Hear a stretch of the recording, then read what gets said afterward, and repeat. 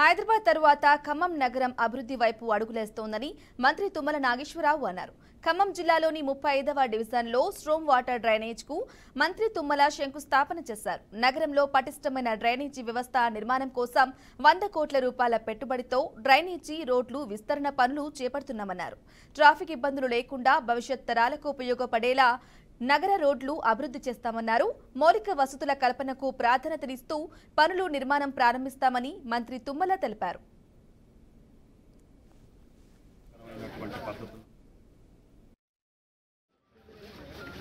ఈరోజు 100 కోట్ల నిధులతోటి డ్రైన్స్ కావచ్చు, అదేవిధంగా రోడ్డు వైడనింగ్, అనేక ముఖ్య కార్యక్రమాలకి నిధులు తీసుకొచ్చాం.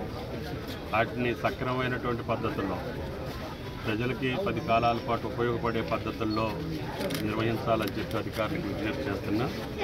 డ్రైన్స్ కరెక్ట్గా లెవెల్స్ ఉండాలి, ఎక్కడా కూడా వాటర్ స్టాగ్నేషన్ ఉండకూడదు.